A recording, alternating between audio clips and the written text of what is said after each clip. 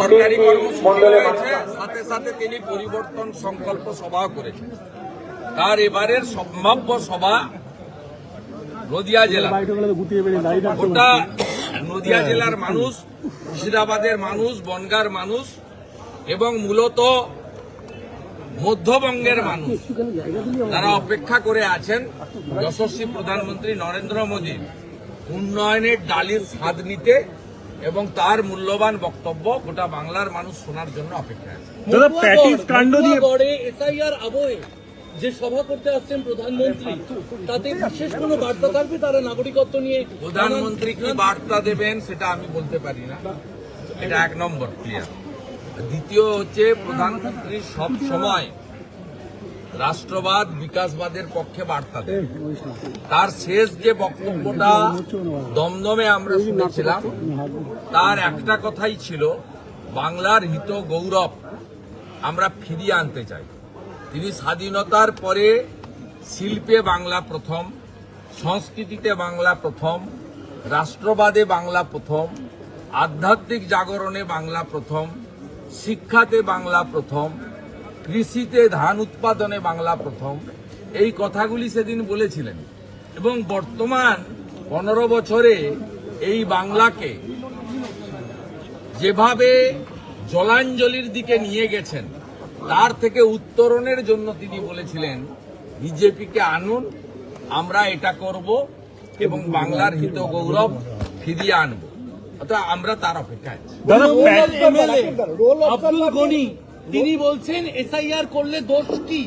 Trinamool MLA Abdul Gani, প্রাক্তন বিচারপতি, তিনি বলছেন যে পালাবে, নয় হুমায়ুনের দলে যাবে, নয় মিমে যাবে। আইপ্যাক মনে হয় বলে দিয়েছে টিকিট দেবে। দাদা, গতকাল আপনি যারা এই প্যাটিস কাণ্ডে গ্রেপ্তার হয়েছিল তাদেরকে নিয়ে ওনার নিজের নির্বাচন কেন্দ্রে তৃণমূলকে জেতাতে পারেননি। সুজাপুর বিধানসভা কেন্দ্রে কংগ্রেসের ঈশা খান চৌধুরী অনেক ভোট লিড দিয়েছে। অর্থাৎ ওনার প্রতি, ওনার দলের প্রতি, ওনার মুখ্যমন্ত্রীর প্রতি, ওনার বিধানসভা কেন্দ্রে যেখানে 90% মুসলমান, তারা অনাস্থা প্রকাশ করেছে গত লোকসভা নির্বাচনে। দাদা, অনেকে কেন্দ্রীয় বাহিনীর সাহায্য চাইছেন। কি চাইছেন? কেন্দ্রীয় বাহিনীর সাহায্য চাইছেন। সরকার তো কালকে যেভাবে ফলতাতে তৃণমূলের লুচ্চারা ইতরামি করেছে, তার জন্য সেন্ট্রাল ফোর্স দরকার। সেন্ট্রাল ফোর্স দিয়ে এদেরকে ভালো করে যে ভাষায় কথা বললে এরা সন্তুষ্ট হয়, সেই ভাষায় কথা বলা উচিত। দাদা, গতকাল যারা প্যাটিস কাণ্ডে জামিন পেল তাদেরকে নিয়ে আপনি প্রেস কনফারেন্স করেছিলেন, কিন্তু মমতা কনফারেন্স না, মানে সম্বর্ধনাও করিনি। সকাল থেকে ওদের বাড়িতে আমার লোক ছিল, প্রত্যেকের সঙ্গে যোগাযোগ আমি রেখেছি এবং অনেক লয়ার ঝাঁপিয়ে পড়েছে। আমিও লয়ার দিয়েছিলাম, আমাকে ওরা ভোকালতনামা দিয়েছিল এবং ওদের বেল বন্ড থেকে শুরু করে যা যা করার সবটাই করেছি। শুধুমাত্র ক্যামেরার সামনে আসিনি, ক্যামেরার সামনে তো অনেক করে আসতে হয়, তার আগে অনেক কাজ থাকে। কাজগুলো নীরবে নিভৃতে আমি করেছি। আমি হিন্দুদের ক্ষেত্রে কমিটেড। পুলিশ অত্যাচার করবে, পাশে দাঁড়াতে হবে না। কলকাতা পুলিশ হঠাৎ এতটা সক্রিয় হয়ে উঠলো, মমতা বন্দ্যোপাধ্যায় কি পায়ের তলার মাটি হারাচ্ছেন? হিন্দুদের এই মাটি কোথায় আছে? এই ওয়ার্ডে লিড আছে। কলকাতা পুরসভার 143টা ওয়ার্ডের মধ্যে 144টা ওয়ার্ডের মধ্যে 54টা ওয়ার্ডে হারা। এইখানে উত্তর কলকাতা 60টা ওয়ার্ডের মধ্যে 25টাতে হেরেছে, 25। এত লুট করার পরেও এই মানিকতলাতে তাপস রায়ের সঙ্গে ডিফারেন্স কত ওদের? সুদীপ বন্দ্যোপাধ্যায় অনলি 3000। এসআইআর পরে তো মানিকতলাতে 30,000 লিড বিজেপি। এখানে 45,000 ভোটারের নাম নেই, নতুন ভোটার লিস্টে থাকছে না। সেই জন্য মানিকতলা দিয়ে শুরু করলাম। আর এসআইআর এ যা চিত্র পাচ্ছি, কলকাতাতে যত ভুয়া অবৈধ ভোটার আছে, যত ডেড ভোটার ছিল, সব ওরা মেরে দিত, সব ওরা মারত, আপনি কিছু করতে পারতেন না। আজকে এই মানিকতলাতেই যা বাদ গেছে আর যা বাদ যেতে চলেছে, এরপরে তো এখানে বিজেপির সঙ্গে ওদের কোনো ডিফারেন্সই নেই। 2024 লোকসভা ভোট, এখানে তাপস রায়ের সঙ্গে সুদীপ বন্দ্যোপাধ্যায়ের ডিফারেন্স মাত্র 3,000। উপনির্বাচন ছেড়ে দেন, ও তো বেলেঘাটা থেকে রাজু নস্কর এসে ভোট করেছে, সবাই জানে ও ভোট হয়নি। 3,000-এর গ্যাপ। আর এসআইআর এর পরে আমি হলফ করে বলে যেতে পারি 30,000 ভোটে মানিকতলায় ভারতীয় জনতা পার্টি জিতবে। আপনারা জোর বাঁধুন, যারা নোটিশ পাবেন হিয়ারিং এ সবাই যাবেন 16 তারিখের পরে।